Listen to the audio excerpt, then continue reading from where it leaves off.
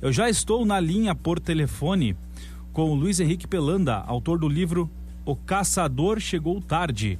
Eu quero dar uma boa tarde e agradecer, né, o Luiz por tirar tempinho para conversar conosco. Luiz, boa tarde, tudo bem com o amigo? Boa tarde, Israel.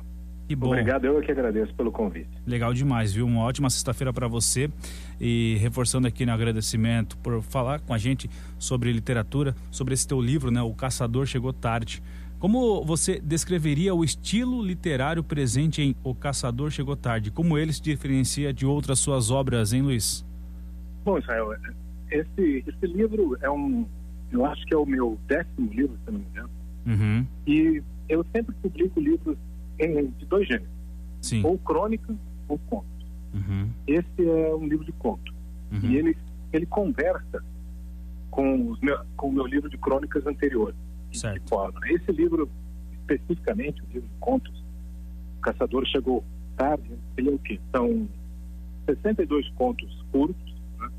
Formam um conjunto de histórias que eu chamei, assim, para mim, na hora que eu estava escrevendo, sonhário coletivo. Uhum. Como se fosse uma coleção de sonhos, né, escritos que talvez revelasse alguma coisa sobre aquele momento que a gente estava vivendo. Aquele momento era a pandemia, crise política, aquele momento de perplexidade, espanto, desânimo, raiva, né, que todo mundo viveu e que ainda está repercutindo e nós estamos lidando. Exato. Então, o que era mais ou menos esse sonho? Eu usava elementos assim, de linguagem da narrativas oníricas, né, onirografia, aquele jeito maluco, mais ou menos maluco, né, com que a gente sonha, né, e enriquecia ali com recursos, contos de fadas, da fábula, mitos de criação e principalmente da literatura contemporânea. Então, contava essas histórias, os personagens principais são crianças, são animais reais ou imaginários, né, são personagens típicos dos sonhos, né, e tentava reconstruir ali uma espécie de país não nomeado, mas que era o Brasil, ainda antes da urbanização. Brasil aqui do sul, né, na nossa região, de um tempo atrás, tentando refletir aquele momento que nós vivíamos, né, naquela hora. Você me perguntou de que forma ele conversa com as outras obras. O meu livro anterior é um livro de crônicas chamado Na Barriga do Lobo. E essa Barriga do Lobo, o que era, cara? Era um livro de crônicas que se passava em Curitiba, sobre a nossa cidade aqui, a maneira como ela estava enfrentando aquele momento, digamos assim, nos últimos anos, a crise, as pessoas ficando cada vez mais estressadas, e daí culminava na pandemia. Então eu era um cronista que andava pelas ruas e de repente ficava isolado dentro de casa. Exato. Então esse apartamento onde eu fiquei isolado era a Barriga do Lobo, uma das barrigas, né? Tinha a Barriga do Lobo em que todos estavam, daquela escuridão. E eu usava uma metáfora tirada da fábula dos irmãos Grimm, da Chapeuzinho Vermelho, que quando o caçador abria a barriga dela, ela saía e dizia: nossa, que susto, estava tão escuro na barriga do lobo. E eu terminava aquele livro com a dúvida, né? Será que a gente vai sair da barriga do lobo? E como vamos sair?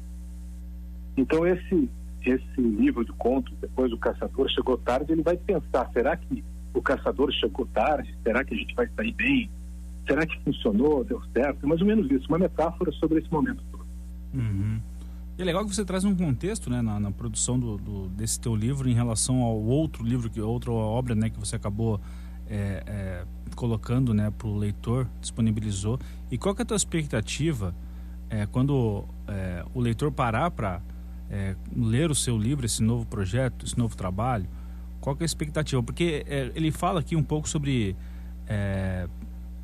o leitor interpretar de forma livre, né? Qual que foi a sua intenção ao adotar essa abordagem e qual que é a importância, né, da interpretação individual na experiência de leitura, especificamente sobre esse trabalho?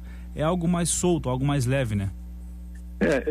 Israel, a pergunta é ótima e eu acho que a importância da interpretação livre é fundamental dentro da leitura subjetiva, né, que é a leitura que se exige do literário.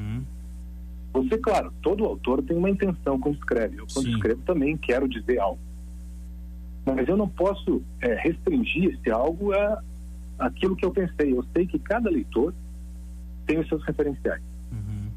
Então, cada símbolo, cada palavra, cada coisa que você diz vai repercutir em cada leitor de uma maneira mais ou menos diferente. E aí, como nos sonhos, né? Quando a gente sonha aquele monte de coisas que num primeiro momento às vezes não significa nada. É tudo meio bagunçado. Às vezes é tudo meio bagunçado, né, Luiz? É, aquela bagunça toda. E quando a gente acorda, o que a gente vai tentar fazer? A gente vai tentar lembrar o que a gente sonhou, entender alguma coisa, reordenar. Não sei se você reparou, quando a gente começa a contar um sonho que a gente teve pra gente mesmo, quando a gente acorda, antes da gente esquecer, né? Porque em geral a gente esquece tudo, esquece tudo, né?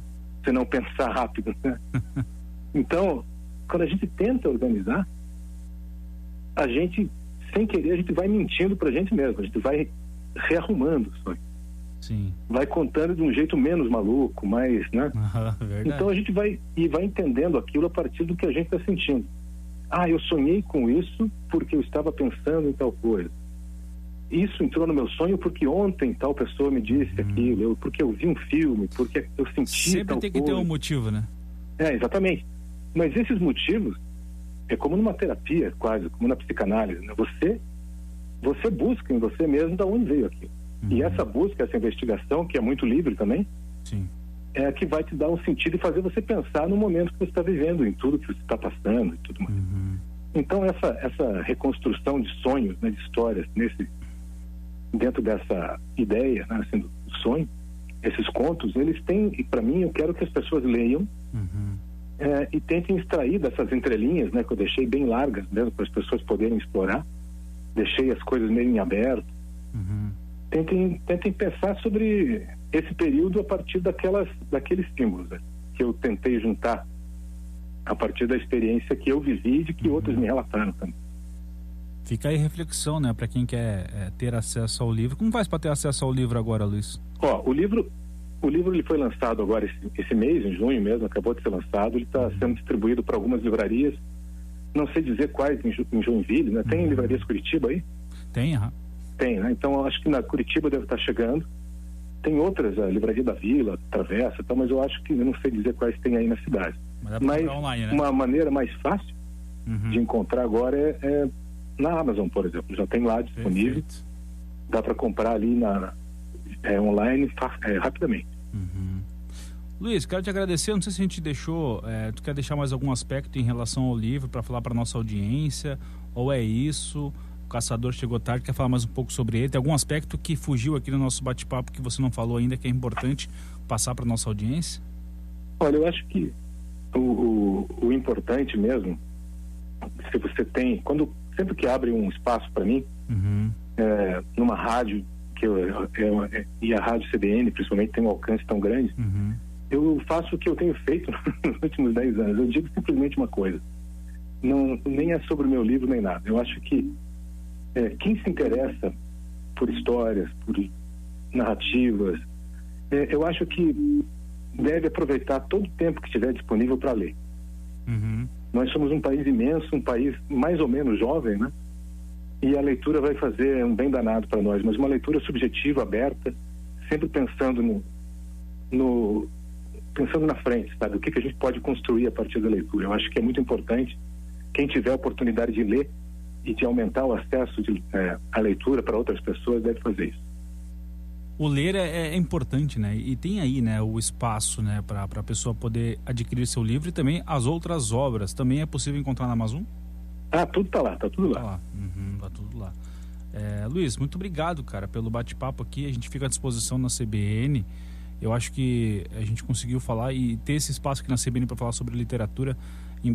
Recentemente a gente teve a Feira do Livro aqui em Joinville, a gente também conversou com outros escritores, enfim, é muito legal esse bate-papo, essa troca, e a nossa audiência gosta muito. Te agradeço, uma ótima tarde para você e até a próxima oportunidade.